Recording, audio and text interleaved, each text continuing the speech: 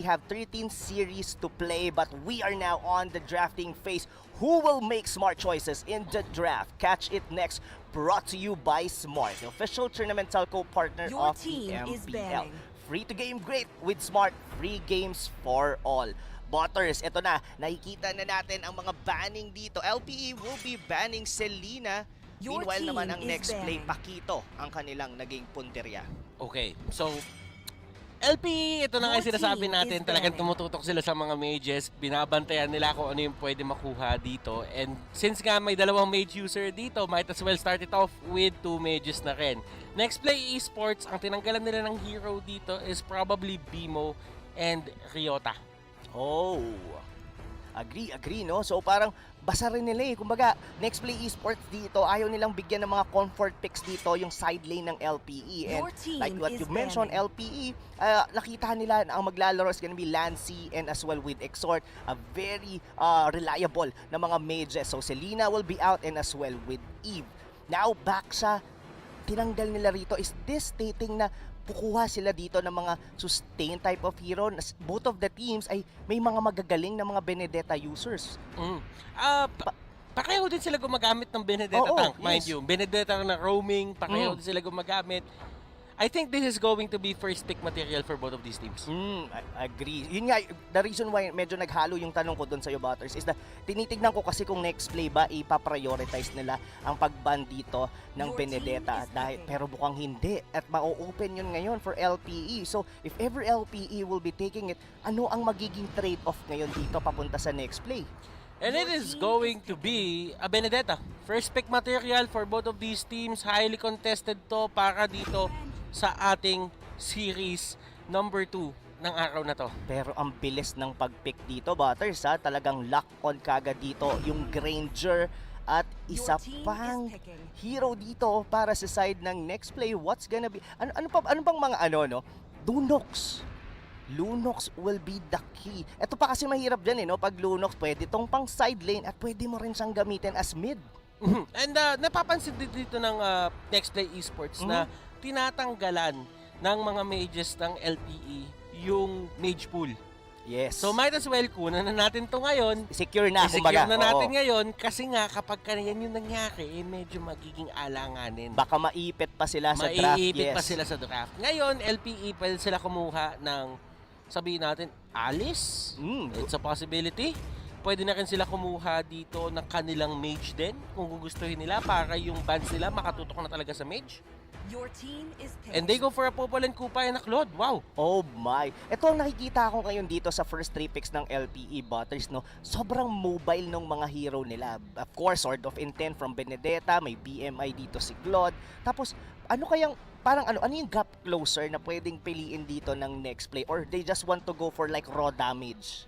Pwede sila mag-raw damage dito. And by the way, yung mga heroes ni Yawi, mga Kufra, mga tanks talaga na Your katulad team yan, is Cho, there. this is a Oh. gap closer na pwede nilang kunin. So, ang daming possibilities, especially ngayon na nilabas na ng LPE yung kanilang possible jungler. Ngayon, pwede pa rin naman yan maging Benedetta jungler, pwede rin yan maging Claude jungler, at pwede rin naman side lane Claude. So, ano to Plexi Diaz, sabi nga ni Majin. Plexi Diaz talaga. Plexi Diaz yan. Yung Benedetta, no, kung iisipin mo, ang dami niyang role na pwedeng punan. Pwede siyang mag-roaming assassin, pwede mo siyang ilagay sa gilid, pwede mo rin ngang gawing jungler, and that's perfect fit talaga for the side of LPE. Meanwhile, ngayon dito, ano pa ba ang kinukulang dito on Your both of the team teams? is Like for banning. example, sa NEXPLAY, tinatanggalan nila. So, iniisip pa rin pala dito ng NEXPLAY na itong Claude na to is a side laner since they're banning a Bruno? Hindi na kasing bilis nung dating Claude, yung Claude ng current patch. Your So, team is I'm banning. really leaning towards a side lane, gold lane Claude na talagang farming spree lang ang gagawin nila. And para sa akin kasi nasasayangan ako sa Popol and Kupa na alam mo yon, meron kang isang farming na jungle lang. Gusto mo agad dumalaban eh. Gusto mo yung potential ng Popol and Kupa pag na-stun niya, i-burst down mo na lang eh. Oo, pag na-nyart-nyart, tapos gugawin nyo kagad, Oo. pasukin nyo kagad. So, yeah, this is very, an interesting lineup dito, no, for the side of LPE. Meanwhile, ang binaban naman nila dito is yung mga hero possibly na gagamitin either ni Lancy and ni Exort. Farsa will be banned. Ano pa bang mga open dito para sa side ng NextPlay? Chang'o, would you think Chang'o na medyo magandang pick dito for the side of NextPlay? We've seen like a team like Bren Esports na nagpa-prioritize for like a side lane, most specifically si Doc Ribo na nagsa-side lane ng isang Chang'o. Ang daming gap closer. Katulad sa ang daming gap closer ng LPE. And I really think na maganda rin ang Chang'o for certain reasons. Yung range na meron sila, lalo na alam natin, Granger tsaka Chang'o, napakaganda ng potential niyan mag-pick off from afar. Yes. So that is going to be one possible pick for them.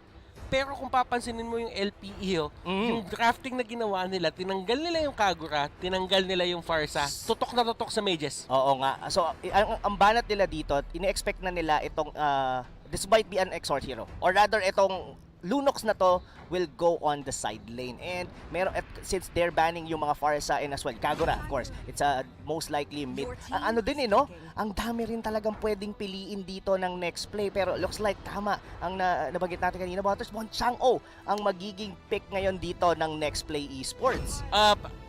One of the problems na meron dito yung NextPlay Esports sa first 3 picks nila, wala silang wave clear na solid. And with the Chang'o, they cover that aspect. Now, LPE, kumuha sila dito ng clear catch kasi nga may dalawang mages dito sa likod. And with the Granger, madali lang din kung hulihin yan with the Divine Judgment.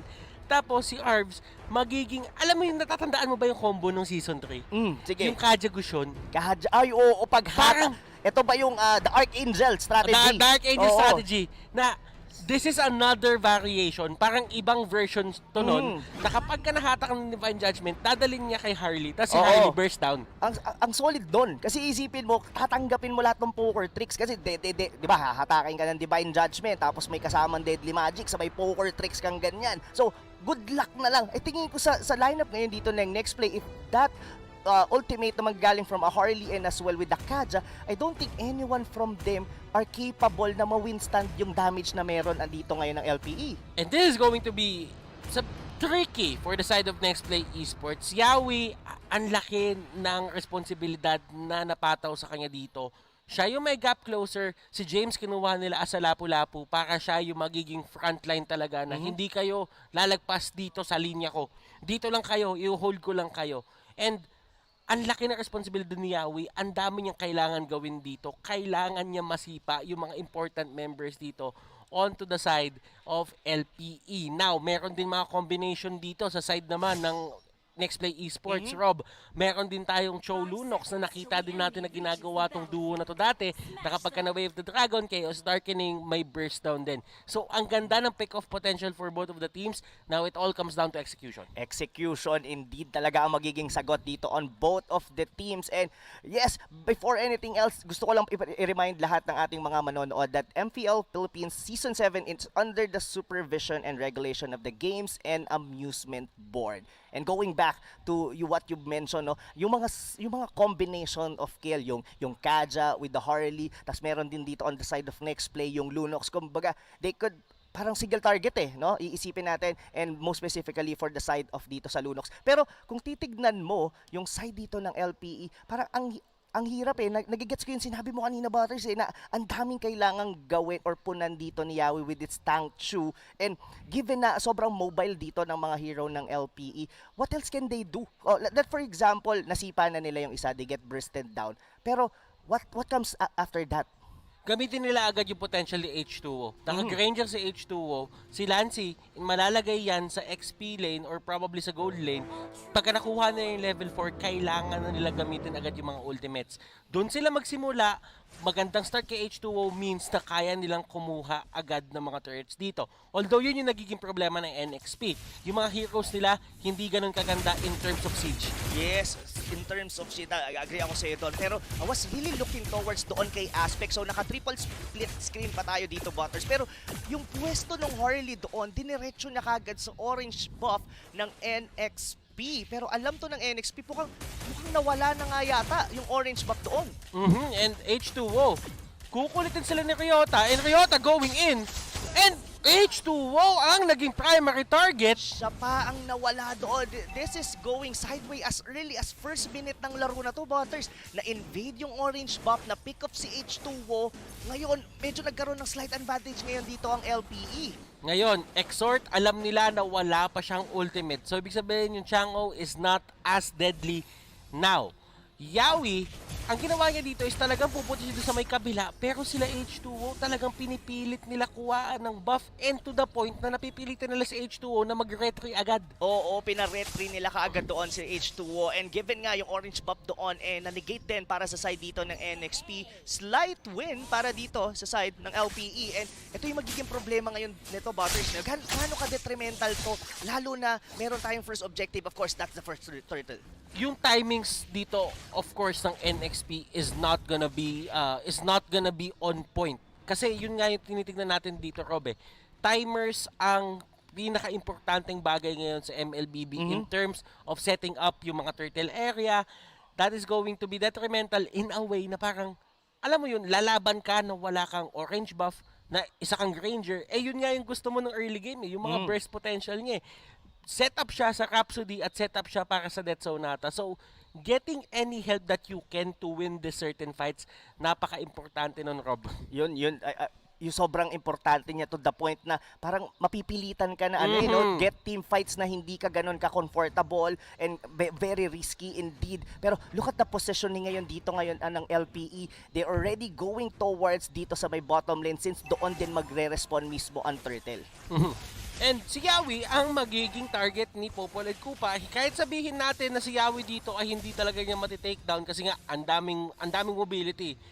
Pero chini-chip down ni Bimo dito si Yawi. Tingnan mo kung ginagawa niyo. Talagang pinapalit niya yung buhay. Talagang ang tina-target lang dito ni Bimo. Si Yawi parang pinupoke niya lang dito with Kupa. And that's it. LPE securing the first turtle. Mukhang alam ng NXP yun, Butters, pero hindi talaga sila confident. Pero look at that! LPE going in dito with Blazing Duwit ni Jake the Dog. Mukhang mapipick up na naman dito once again. H2O, even Exhort on the process. Double kill ngayon doon si Aspect at may kuha pa. Invade na naman dito ang orange buff ng NXP.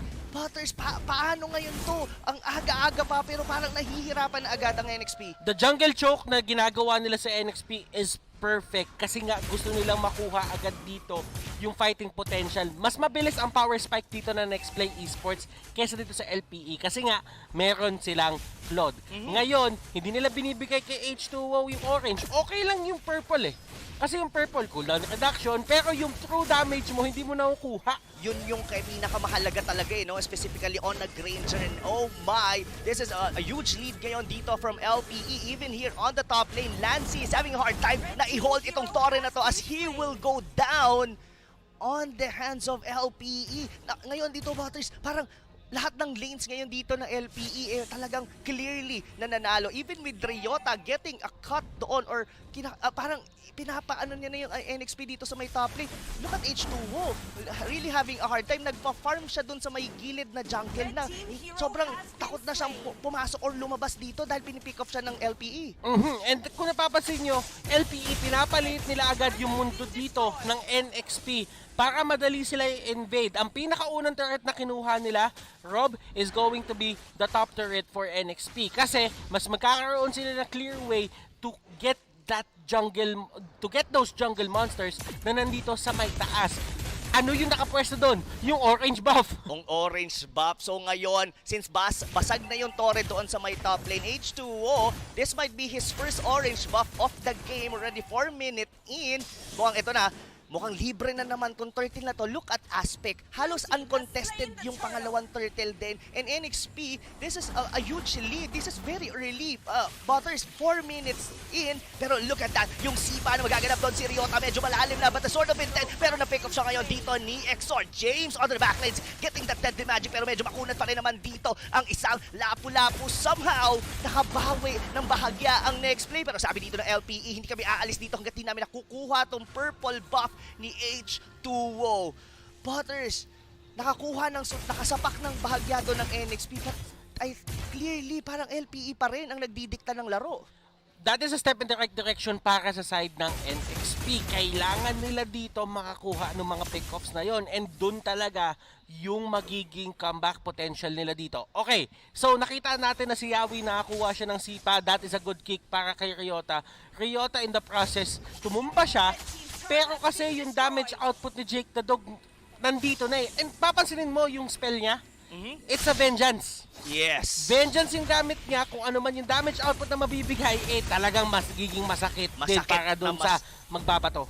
Totoo, masakit talaga yon, and that is very interesting, no, na ang battle spell ng isang Claude most of the time kasi purify no, so meaning kasi hindi siya ganun ka kumbaga confident siya even na meron ditong show na posible na mag pick up sa kanya on the side lane. Tas lalo pang ganito ang nagiging scenario natin dito, Butters, na sobrang laki ng kalamangan dito ng LPE. Talagang nagsusnowball sila dito sa early stages of the game. They know, sabihin na lang natin ganito, alam ng LPE kung saan aatakihin o kung ano ang gagawin nilang diskarte pagkalaban ng NXP. Yes, speaking of diskarte, ito na yung sinasabi mo dito, Butters, that blazing duet na may kasamang vengeance at may pick of Yawi will fall down.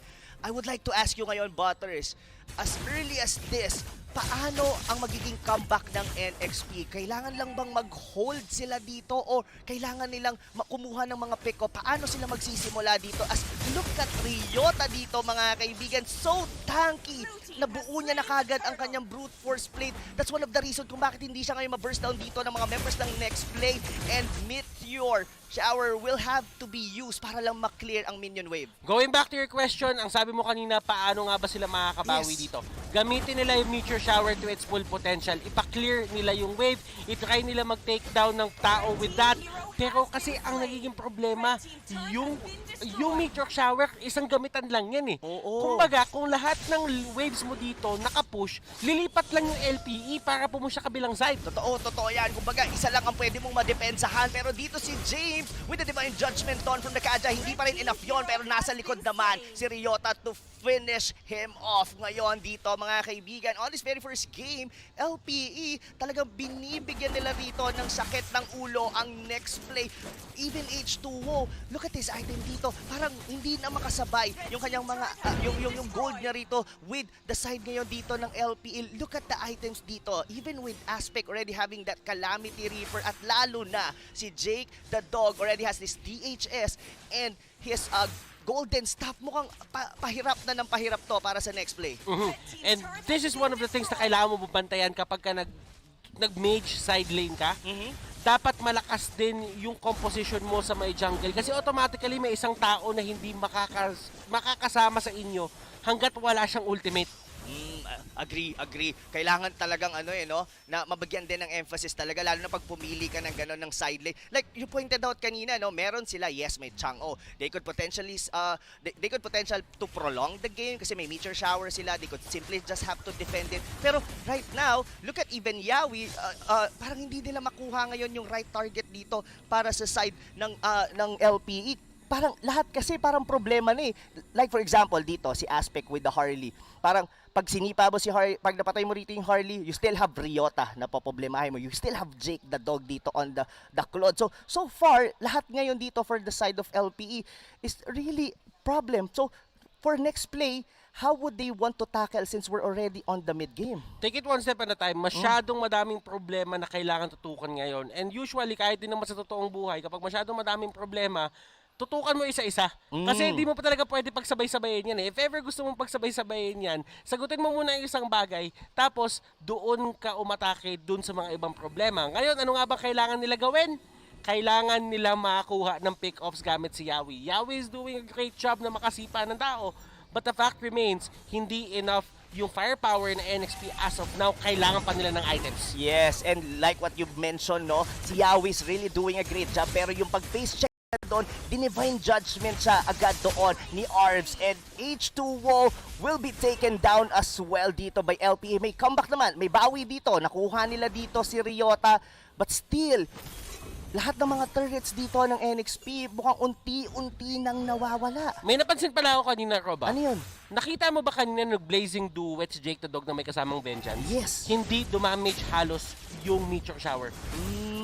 And that's it. That's one of the reason bakit din pinili talaga ni Jake the Dog tong vengeance na to. Kumbaga, papasok talaga doon siya sa gitna and just do the blazing do it together with that vengeance. And once again dito, Butters, orange buff will be denied ngayon dito for NXP. And just like that, ganito sila ngayon ka-confident. Pwede nilang kunin tong Lord or pwede silang mag-hold dito and just force a reaction kasi yung pwesto ni Ryota dun sa baba, kailangang bantayan din yan ng next play. Nakikita natin yung momentum ng LPE, yung confidence nila from winning that turnaround doon sa Omega. Ito yung confidence na kaya nilang ilabas. And kung papansinin mo yung first time na naglaro sila dito sa MPL, laban yung NXP, si Aspect, ang dami nagsasabi na hindi ganun kaganda yung performance. And I would agree. And right now, looking at it, it's night and day. 4-0-2 si Aspect. Totoo. Saka alam mo yung hindi, sabihin 4-0-2, hindi, sabihin natin hindi pa ganon ka high kill katulad ng mga ibang jungler. Pero nakita natin, he's been the one who securing the turtle on the early to mid game. Ngayon, sobrang farmed ngayon dito ng mga members dito ng LPE. And Butters, for the side of NXP, ito yung pinakamalaking tanong For sure, mau-hold nila tong First Lord. Pero kung paulit-ulit lang, rinse and repeat yung ganitong scenario, you're not playing to win di ba? Parang kinukulang ka na dito. Parang ang kwento dyan, Rob, is napipigilan nyo, pero hanggang kailan? Yes, hanggang kailan nyo mapipigilan? Hanggang kailan nga talaga ang magiging banat dito dahil dito si Yawi ang unang mawawala. Sama pa ba dito si H2O? Tatlong members na ngayon dito ng NXP or rather dalawa pa lang ang nawawala pero yung tore nila dito, yun na ngayon ang punterya dito ng LPE. Kaya bang i-hold ito ng next play? That's gonna be the biggest question dahil ang sakit na ng mga damage. Mukhang maglalak on the base na ngayon dito ang mga membro ng LPE. They're holding on dito. Kaya pa ba, James, na may deadly magic doon? Nalinis pa naman nila dito ang mga minion wave. Lipat muna. Look at Lancy. Talagang pinipilit niya na makbura or ma-clear yung mga minion wave dun sa may top lane pero hindi niya nakaya. Hindi pa enough yung damage nung Lunox. And right now, at this moment, Butters, wala nang tore ngayon ang NEXPLAY ESPORTS. Gaano ka confident dito ang LPE? Si Bimo tinawagan si Kupa doon sa may mismong harapan ng NXP. Oh, Usually, hindi mo makikita yan. Pero dahil sobrang confident nila, Ryota, sobrang phenomenal ng performance niya. And ang dami nagsasabi na Ryota is one of those gems, yung hidden gems netong MPL-PH Season 7. Napapatunayan niya to ngayon. Yes, kitang-kita natin yun. And yun nga, sinabi mo rito, tinatawagan na ni Bimo si Kupa harap-harapan sa NEXPLAY Esports that you wouldn't really normally see. Pero kasi ang kunat niya he has a Thunderbelt, may Omask pa siya dito. Pero just like that, may hila na naman na magaganap. Yan yung sinabi mo kanina, Butters, with the Divine Judgment. Sama mo pa ang Deadly Magic. Pero sa may bandang likod, H2O will fall down as well. 2 members down for the night. Side of NEXPLAY Esports. Pasok dito ang mga members ngayon ng LPE sa base ng NXP dahil nabawian nila dito si Ars. Pero kapalit naman doon si Yawi. That's a 2-for-3 exchange. Clearly, LPE pa rin ang favored sa laban na yon. Ngayon, it's all about Lancy and Exort. Ang dalawang miyembro dito na i-hold ang line na to. Pero nawala na una dito si Lancy and Exort as well. And it's a wipeout for NEXPLAY Esports. This is it. Nag-respond pa rito si James. Aabot pa ba rito ang mga access ni Lapu-Lapu? Mukhang hindi. Dahil tinapos na ni Bimo ang base ng NEXPLAY Esports. This